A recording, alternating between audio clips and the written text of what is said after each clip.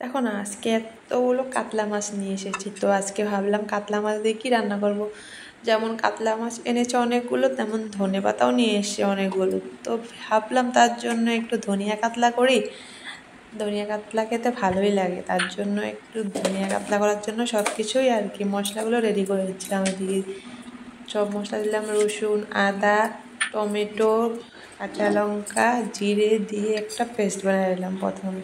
সেই পেস্টটা রেডি করে তারপরে নিয়ে নিলাম অতগুলো ধনেপাতা। তো ধনেপাতাটা আমি শিলনোড়ায় বাটবো, আর ধনেপাতার সঙ্গে দিয়েছি একটু কালো। অন্য মশলাগুলো মিক্সিতে করে নিয়েছি, আর ধনেপাতাটা পাটায় বেটে নিয়েছি আমি।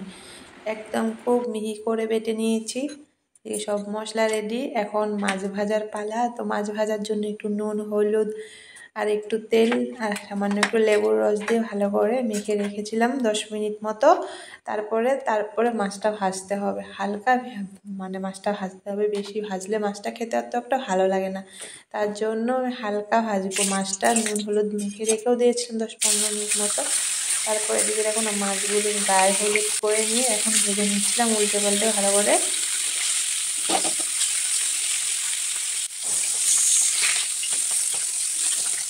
এদিকে আমার মাছ ভাজাটা কমপ্লিট। মাছ ভাজাগুলো এখন উঠিয়ে নিচ্ছি এখন।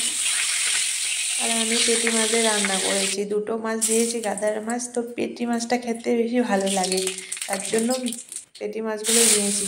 তারপর দিয়ে দিলাম ফোড়ন, কালো জিরে, শুকনো লঙ্কা। তারপর যে বাটা মশলাটা করে রেখেছিলাম সেই মশলাটা, আর এখানে দুটো পেঁয়াজটা বেটে নিয়েছিলাম আমি। তো লঙ্কা, জিরে, আদা, রসুন যা বেটেছিলাম সেটা দিলাম, আর দিলাম পেঁয়াজ বাটাটা। তারপর নুন হলুদ দিয়ে এখন ভালো করে কষাতে হবে। নুন হলুদ দিয়ে ভালো করে কষানো হয়ে গেছে, এখন দিয়ে দিলাম ধনেপাতা বাটাটা। তারপর দিয়ে দিলাম একটু ফেটানো টক দই। টক দইটা দিয়ে ভালো করে একদম কষাতে হবে এখন ভালো করে।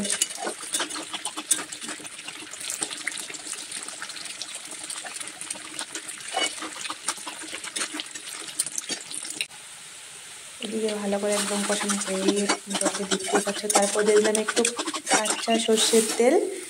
একদম কষানো শেষ, এখন দিয়ে দিচ্ছি জল। খুব বেশি জল দেবো না, একটু জল দিয়েছি, গামাখা মাখা হবে তার জন্য। এদিকে দেখো একদম ঝোলটা প্রায় রেডি হয়ে গেছে। এখন সব মাছগুলো দিয়ে দিতে হবে। ঝোল তো একদম রেডি, মাছগুলো দিয়ে তারপর একটু ফোটাতে হবে। এদিকে দেখো না, মাছটা দেওয়ার পর কি ডকবক করে ফুটছে, আর দেখতেও ভালোই লাগছে, মন্দ লাগছে না তো। কি হলো, টকবক দেখে খেতে ইচ্ছে করছে কারুর? যদি ইচ্ছে করে, যদি ভালো লাগে, একবার তোমরাও ট্রাই করবে। তারপরে আমার রান্না একদম কমপ্লিট। ধনিয়া কাতলা দেখে কেমন লাগছে? এদিকে আমার রান্না কমপ্লিট, নামিয়ে নিলাম ধনিয়া কাতলা। তারপর একটু আর কি গরম গরম ভাতের সঙ্গে খাওয়ার পাল্লা। তো একটু গরম গরম ভাত বেড়ে নিয়ে এক পিস মাছ নিয়ে খেয়ে দেখলাম, ভালোই লাগলো, মন্দ লাগলো না। তো তোমাদের কেমন লাগলো?